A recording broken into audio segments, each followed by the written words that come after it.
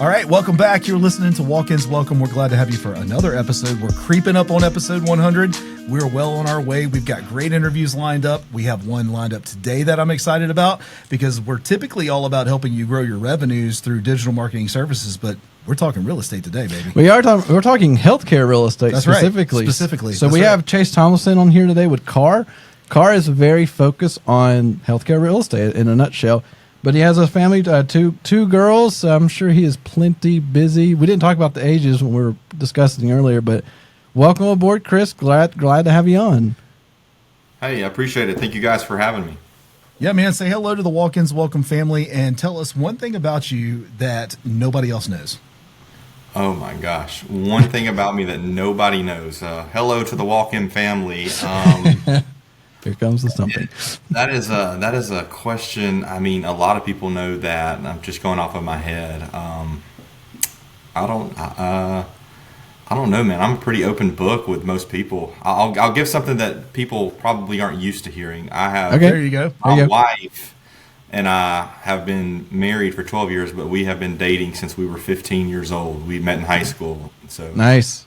That's good, man. Nice long-term relationship that's developed well. I'm about to say the high school sweetheart actually worked out, right? It does. Actually, I see that working out more often than not.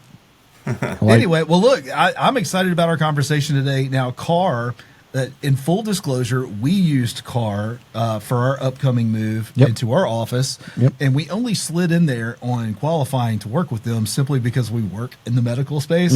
What's cool? Yeah, when we met with Kimberly, she's like, "Well, I'm healthcare, but I'll help you." That's exactly right.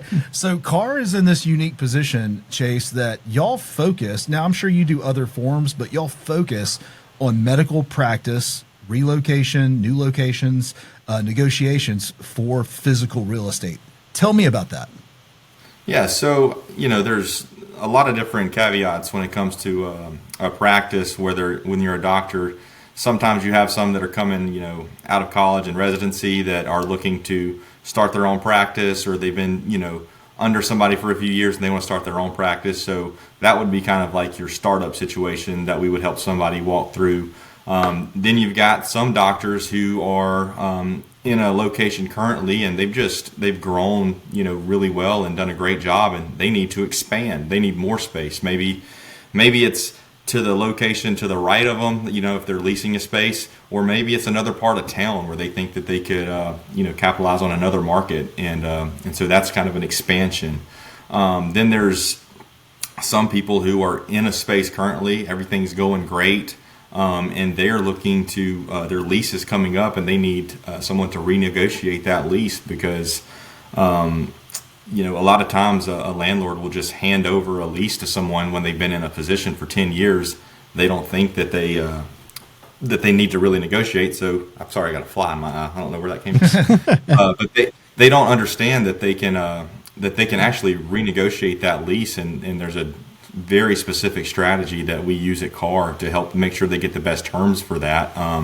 Sometimes that ends up being to a relocation. And so that's another aspect of this. A relocation can come from somebody who is in a space currently that they like, and we go out, see the market, and we decide that with the doctor that, hey, maybe we leave this space because we've got everything we want somewhere else. Or it could be a doctor that's in a space right now and they don't like where they're at, right? And so they're looking to move anyway. And so we help them with that transaction as well. I tell you, the renegotiation thing is something that Kimberly was telling me about, and you don't think about it, right? Like when your renewal's coming up, you're like, well, it's the same thing. What can I argue about it? And then it's amazing what you guys can pull out of it and say, well, actually, there's some opportunities here to get a better space or get improvements done, or just better negotiate, like across the board, just better terms. And I didn't realize that was even really a thing, because I think I'm sure a lot of people on here, once I get my lease in, it's X amount of dollars per month, and it tells me that it escalates over time. Like that's just the nature of it, and I can't beat it. And so, but apparently, you can make some efforts into it. That's correct. And with Kimberly too, like, from someone looking for somewhere, I'm not necessarily paying you directly because you guys make your money off the deal that actually happens. So it's very effective for us. I know it's been for us for sure. Like, it was fantastic where she helped us find a place. Like, how many places we go? Like 20? We went to a ton of them. Like at least 20 different locations. And then once we found one, she just kind of took over the negotiation stuff. We told her what we were looking for, and she made it happen. So like it's been great for CARR. It's been really great. So yeah, so I mean, Chace, I think that's go ahead. I was going to say, Chace, talk us through that process a little bit. When somebody wants to find a new space, specifically a medical practice, the way things are paid out aren't out of the pocket of the doctor or the medical practice. How does that work? Correct. So, that's a misconception, and sometimes why a doctor does not, sometimes think that they should hire professional help is because they think, what is the cost associated with this? I don't want to be looking to buy a property and I got to pay somebody. But when it comes to this, we charge $0 to the doctors, and they are the tenant, the buyer. So in these situations, if they're a tenant, which means they're going to lease somewhere, or if they're the buyer, which means they're going to purchase a spot, they don't pay it. The landlord does, the person that owns it. It would be the same thing in a residential transaction, right? If you were with a real estate agent and you went to buy a house, the owner of the house pays the commission on both the buyer and the seller side. And a lot of times, sometimes a doctor, anyone in general will think, well, I'll represent myself, and then I'll just get them to use that amount to help me. I'll save that kind of money. But that's not how it happens. These percentages are already negotiated, and so either the landlord's going to pocket that amount, even if he tells the person that they're going to get part of it, he's going to either pocket it, or there's going to be a double commission for the person representing the landlord. And you're not going to get the deal that you otherwise would have gotten without hiring a professional agent that does this for a living, because the people that you're going up against, this is what they do for a living. This is their livelihood. A lot of businesses don't understand that, business real estate is a completely different animal than residential real estate, which often means, like, for the first time, I fell into this trap. I don't know if you did too, Michael, but like, I did my own lease negotiations. I did all of my own things. And I don't know if I got a deal. I don't know if I did it right. I don't know what I was subject to, because I just don't know the business. You coming in and being an advocate for me, coming in and being an advocate for my business, and also really looking out to make sure that you're maintaining a good relationship with these different vendors is what I would call it. But at the same time, these people that own the business, that they own the real estate itself, you have to maintain those relationships too, because you want to be able to rent in the future with future clients. I was going to say, and I think the biggest eye opener when we were working with Kimberly, we couldn't find any spots. Right. And then she's like, hold on. And then she sends a list, and like, how do you find these things? And like, there's systems behind that. I get it. But we've learned in like the commercial world, it's very closed off. Like, it's very relationship driven. It's very rare that you can just drive around and look for the signs, because there's so many more properties available for rent or for own to buy, that there are no signs out front. Like we learned a lot of that, because there were areas like, I didn't know this was for rent. It's like a lot of that was going on. So you guys have access to things where you pull up the best locations. What's trending in that right now? What are all the medical practices that you work with now, post COVID, all of this kind of things, their businesses are changing. What are the trends that you're seeing in the medical space?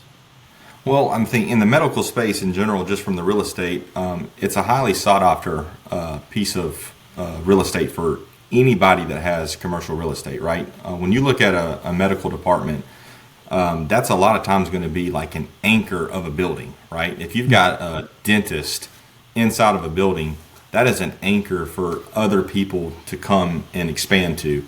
And so what we see when we're negotiating in this industry is a lot of landlords are very much understand that, and they want that kind of tenant. And so whether it's a lease renegotiation with a tenant, or we're trying to move someone into a space, we know that they're very open, and they understand the benefit of having medical type personnel in their building when it's retail, because it's going to bring in more tenants around, because that's a long-term type client. One trend that I would say we see a little more recently that's coming on is more standalone. People looking to get a standalone practice that kind of stands out on its own. When you can do that, obviously it's a great for your company or your practice. But I would say that one of the things that I always like to tell people is that it's practice first, real estate second. And so even though I'm a real estate agent, you have got to be very aware when you're doing something that you are not going to put yourself in a position where you're fiscally irresponsible. Yes, it looks great, everything's good, but if your practice suffers, from a cash flow standpoint for the piece of real estate, that's not a transaction you want to enter, even if you want to, right? You need to make sure that you get the real estate in a position where your practice can thrive, and then you can put yourself in a position maybe down the road where you do something a little bigger. But sometimes it's you can see people that they want to go big right away, and that can hurt the practice. And so we like to say practice first, real estate second, and that's basically just making sure that you don't do something irresponsible financially to get a nice space and it hurts your bottom line. Yeah, I mean, we've literally talked to an urgent care that has gone through that, where the space is hurting them more than helping them. And then and we know too, so we do a lot with urgent care, it's healthcare in general, but urgent care specifically, and that drive-by traffic's important. Like location still matters. And then thinking about the standalone trend, like we have an urgent care right now that's adding another location, and they bought a Mexican restaurant that's a standalone building, which is mostly a departure from their other locations. It's gonna smell so good in that. Yeah, right. I'm sure they can't suck all the tortilla smell out of it, right. but no, like so. And they even had one location where it was part of a anchor, and they literally chopped it off from the rest of the shopping mall to make it independent. So like, yeah. Have you ever seen anything like that? That was wild to me. Yeah, that was crazy. I have not seen that. That's interesting. Yeah, like think of driving up to a JCPenney, right? At a mall, and then they're just carving out an urgent care. Yeah, they just cut it out of the building. And separate it. Now, I'm not talking, I mean like detached. Like there's 10 feet between the building. Enough to get a car to go all the way around. It's crazy. Great. That is crazy. It is crazy. Well, they should just put a drive-thru in. One thing to keep in mind too, when you're starting a practice, or if you're in a practice, your number one expense is going to be your staff, right? But you have to have your staff, right? That's the lifeblood of you. But the second highest expense is real estate, and just a lot of times these docs are spending tens, if not hundreds of thousands of dollars over the course of their lease or purchase that they don't have to. And you look at a bottom line at the end of the day, if you could have saved $100,000, $200,000 just by hiring a free professional, it just makes no sense not to. Is there like some common mistakes that people make when they go to lease or buy and not using an agent? Like something like, hey, you probably didn't know this, but we see this all the time. If you do this, you end up saving a lot of money. Any little nuggets there? Yeah. So, I mean, for an example, the do-it-yourself approach, I can speak for myself on anything do-it-yourself. It's always best to hire a professional because that's what they do. You wouldn't go represent yourself if you had a lawsuit against you, right? You would go hire an attorney. Well, it's the same thing in real estate. Hiring professional help is huge, but a lot of the pitfalls that people end up doing are they don't understand what the market is. They don't understand a negotiation strategy to go out and figure out what is the market, what is current rent, what is the tenant improvement. Like some people don't even know that when you go into a building that you have to do some construction, right? You're building your practice. People don't know that a lot of time the landlords, if it's negotiated correctly, will help contribute to that cost. So where you may have to spend $200,000 to get this practice up to speed, you may be able to get $75,000 from the landlord to help you in that process. Well, that's it helps them at the end of the day. $75,000 you missed out on just right there. Like it's simple things like that. Triple net. Is it triple net? Which means that you're going to pay all the utilities, or is the landlord covering all that? Something like if the landlord is going to put a roof on in the next 3 or 4 years, is that going to trickle down to you, or do they cover that completely separately? Do you have exclusivity? So if you're a dentist in a space, you don't want another dentist coming right next to you in the same location, right? That's not good for you. And so Chase, like I don't mean to interrupt, but it's funny that you say that. There's a strip center right down the street from my house with a dentist in it, and they're literally building a standalone dental right in the parking lot in front of this place. Right. And I'm like, how did that happen? That dentist got screwed. There's no other way to say it. Yeah. So it's little things that you don't think of. Like you may think, well, I'm going to be the only dentist in this, but if you don't have that clause in your lease and you don't have exclusivity, they can put another one in. And so making sure that that's not even an option is a huge thing. And I would be willing to bet that it happens more often than not. We have a client here locally that is a urgent care for kids, and they had a competitive pediatric urgent care open in the parking lot right across the parking lot. Now, the buildings aren't attached, but it's the same parking lot. So Right. I could imagine that would have saved them an awful lot of headache to do that. And that's something that CARR looks out for. That's something that you're trained, experienced, and looking out for in the contracts, in the negotiations. And here, from my experience, Chace, just working with CARR, talking to you, discussing all of this, like they're going to save money in either their current location or opening up a new location, and you're going to be looking out for these pitfalls. That's correct? That's correct. Yeah. I mean, our goal is the success of the practice, and we want to take care of somebody to the point where they not only felt like they got a great deal and they didn't overpay for space, but they have peace of mind knowing that their entire lease or purchase was taken care of, to the point where if someone that they know is looking at opening up a space, or even if it's in another state, they're going to say, hey, you need to talk to CARR, or in this case, hopefully me, right, Chace, and we're going to be able to help their friends and help their friends, and to the point where these landlords, they're savvy, man. They do this for a living, and we just want to level the playing field. That's it. At the end of the day, the landlords are good people. They've invested money into these spaces to be able to provide for their families. We respect that, and we think that they should get a great deal as well, but we just want to make sure that no one is taken advantage of, and that the playing field is leveled. Yeah, and I remember too. What caused me to say, "Hey, Kim, help us find a place." She would say, "Hey, I have a new." I got a new place for a new client, and I helped them get 3 months of rent for free. And like, how is that even possible? Or 6 months rent free? And like, how is that possible? And then we talked and discussed, like, oh, it's all about negotiations. And then when she got our place in place done, it's like, oh, I got you 3 months of half rent, like, just because I asked. I'm like, the power of asking a question, right? It's just amazing sometimes. Like, I've been fascinated by it for sure. So, Chace, let's talk about what it's like, the experience of working with you. How do you go about starting with a client, getting them what they're asking for? Start me from the phone call to finish. Like, how does this work with you? Yeah, so I mean, if someone refers me in, or if I get in contact with a doctor, I go through and explain a lot of what we've talked about today. That who I am, what I do, what we represent, and what what we're looking out for from the standpoint of the doctor. We let them know that we're a free service, and we get them to sign on board. And from that point, I like to sit down with them, and I want to find out what is, if they're starting a practice, what is their dream, right? Like dream location, dream, if you could have anything you want, because that'll give you a good idea of kind of what they're looking for. And then you can kind of hone it in to something that's more practical, because anytime you're dreaming, obviously you're going to get really big. And so I like to take that and I like to narrow it down into, what they're really, really looking for and what's practical for their practice and getting off the ground.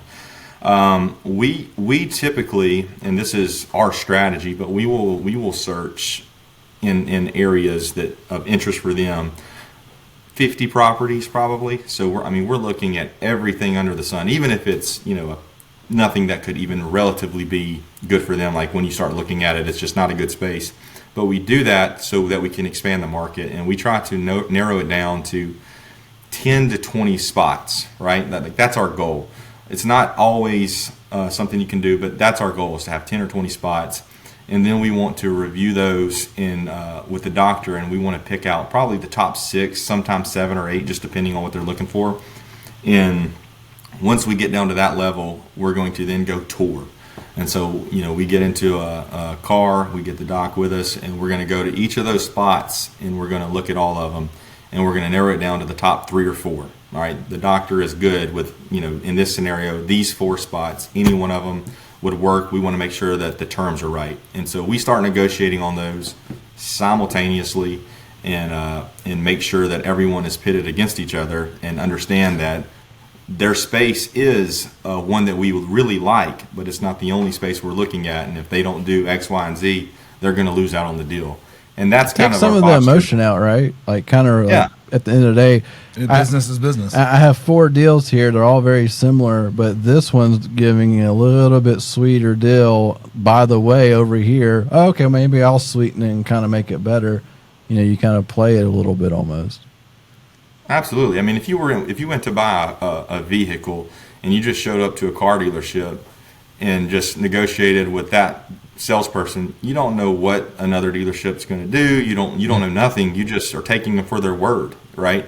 But most of the time, you're going to go, call 2 or 3, and now you have a really good idea of what the price is, and then it's just negotiating from there to make sure you have the best terms. Stupid side story, real quick. My dad, you got one. My dad, one time, he was just done, right, with the car dealerships as far as that goes.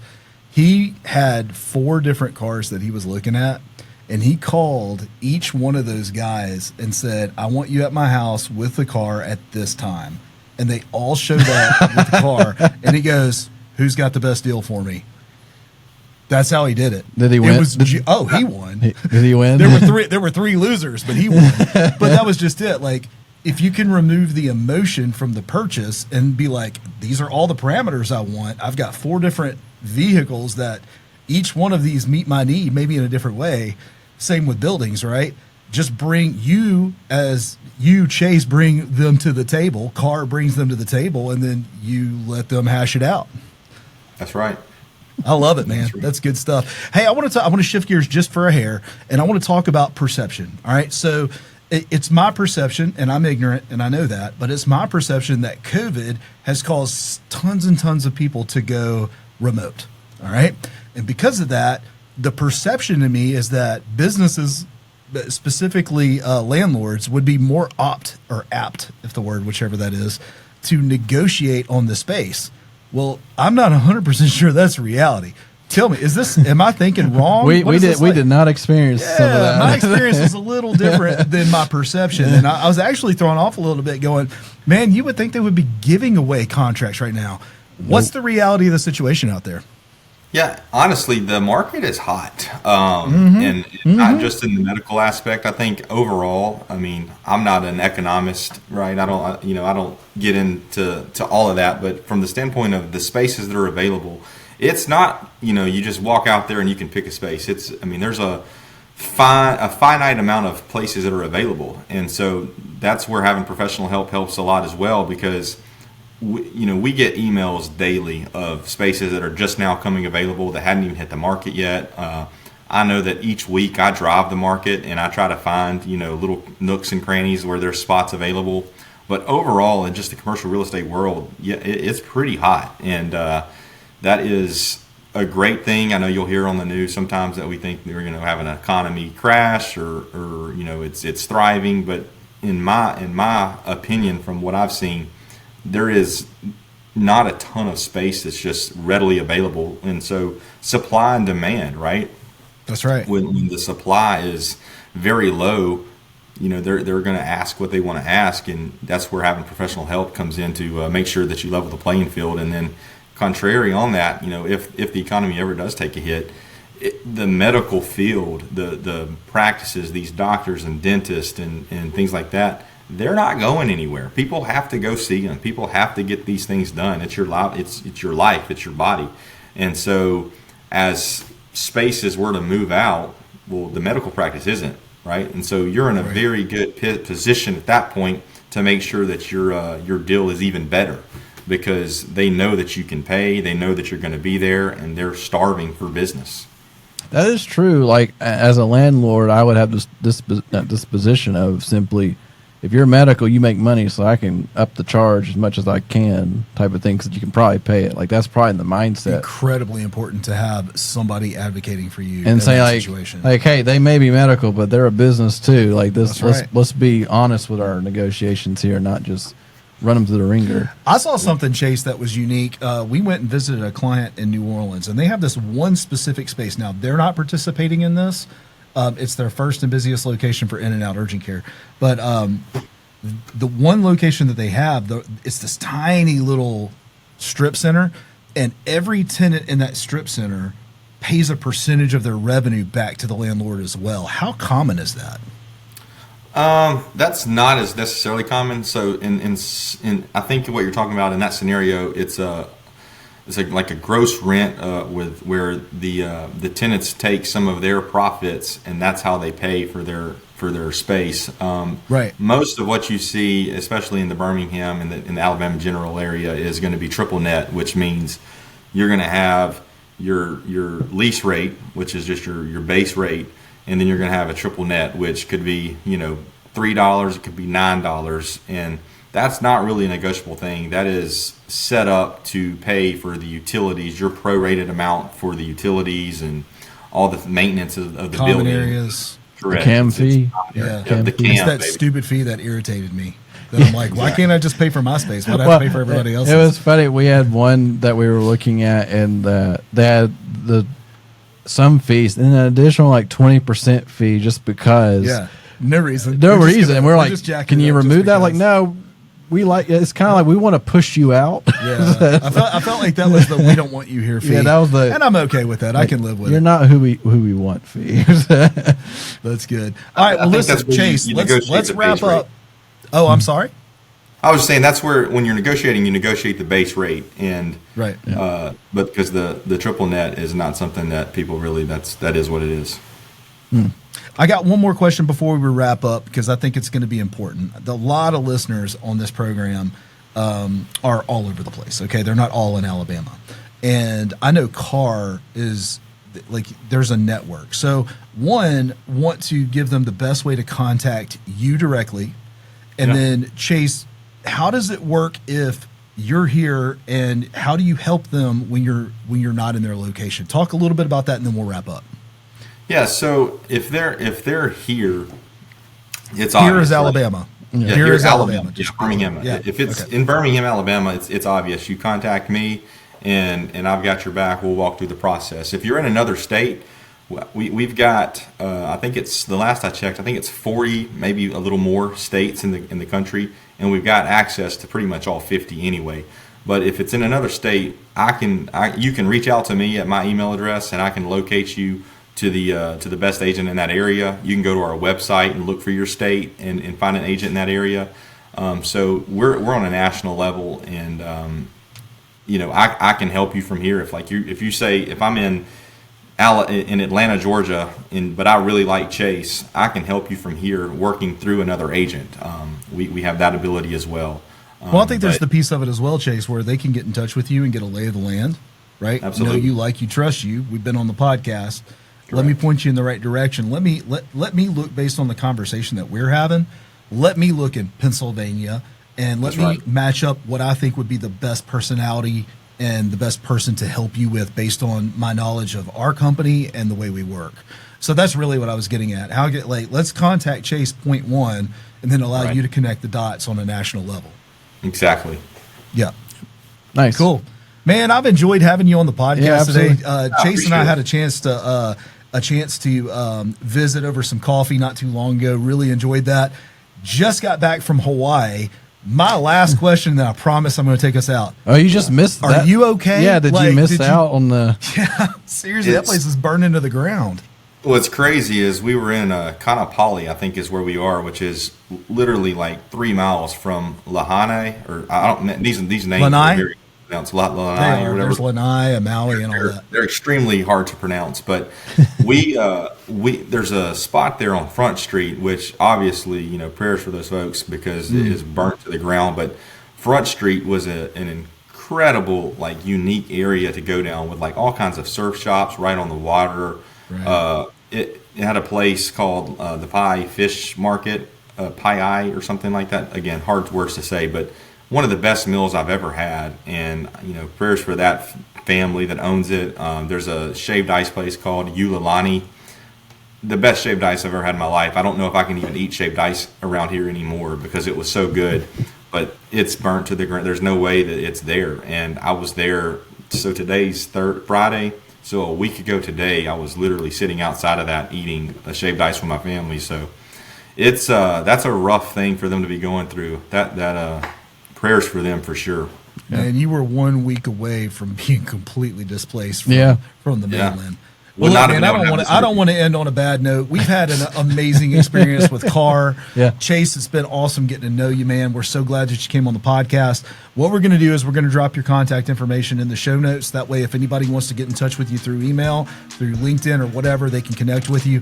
Chase, say goodbye. One last parting wisdom shot if you got one, and then we'll go out. Yeah, my parting wisdom is going to always be practice first, real estate second. There you go. I like it. There With you go. that, we'll catch you next week, y'all. Thanks for listening. All right, thank you.